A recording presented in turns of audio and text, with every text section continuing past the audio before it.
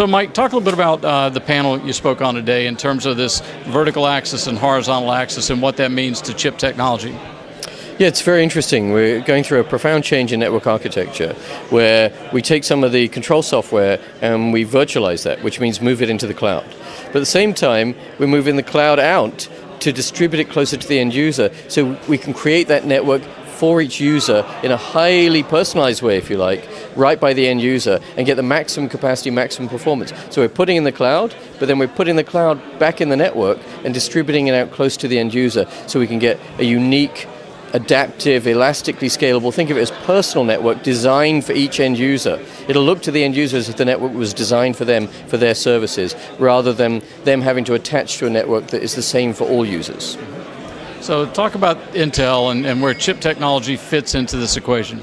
So Intel, of course, makes general purpose processors, which are very good at doing software type functions. But they've been working on data plane technology that allows them to do some better packet processing. You can think of the software as the code you write, but then that code typically requires packets to flow over the network as well when you're doing telecom networking.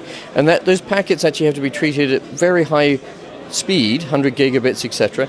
And that function there typically hasn't been done as well on Intel architecture. It's good at the soft piece, it's not good at the hard piece. But they've been working on techniques called DPTK, SRIOV, that actually optimize their performance of their processors for packet processing. So increasingly we're moving what used to be hardware functions onto their general purpose processors. So it's beginning to see this shift from dedicated components towards Intel architecture. However, for the very highest performance, we'll still stay on our dedicated components that are typical of the telecom industry. So think of it as going two ways, really. There's very high performance stays on dedicated components because they've got the improved performance. Lower performance, but still quite high throughput, goes on to Intel architecture, and that's the shift we're seeing. And you mentioned M2M and some of the lots of endpoints, but perhaps low processing. Can you talk about how those M2M type applications will move to the cloud sooner versus later? That's a very good question. One of the attributes of M2M is not a lot of data, but a lot of signal. If you think of it, signal is really a software function. The data is the packet function I was talking about. So something that has not a lot of packet and a lot of signal works very well on Intel architecture.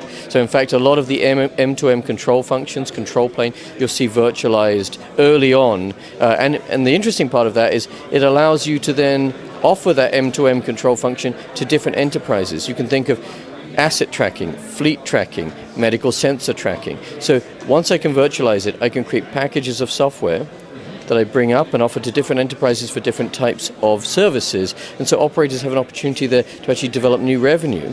From the act of virtualizing is an enabler of a new service offering they can make. And M2M is a prime example of one of those types of new service opportunities.